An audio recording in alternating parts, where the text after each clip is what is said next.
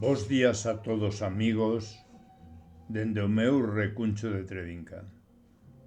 Hoxe, a quenda niste espazo das madrugadas, coa luminosidade das brillantes folerpas de neve que iluminan a miña fiestra como si xa fora día, correspóndelle a unha poeta a que eu admiro dende a primeira vez que a coñecín e a que leín a súa palabra.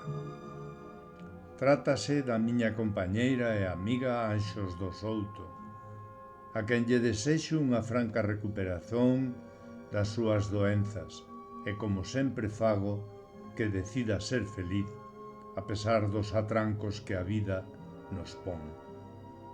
Hoxe tentarei poñer voz a un delicioso poema que esta maravillosa muller, no número 20 da nosa revista, Nós, a xente do redor, adícalle ao noso director nun homenaxe ao que me sumo e comparto canto o poema de Anxos di.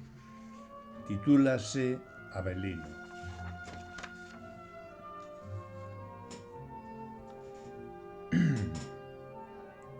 Avelino, contemplo o mar, meu amigo, e abrallada escoito o rumor da súa vangada, percibindo como as ondas que bañan esta praia escriben na súa area anhelos e esperanzas.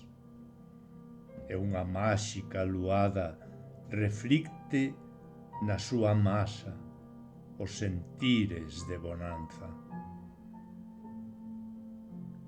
Zúñidos que murmuran soños e soños que enredan con agarimo a cerna e a alma, presentándose tan vívidos que xa fan moi desexables.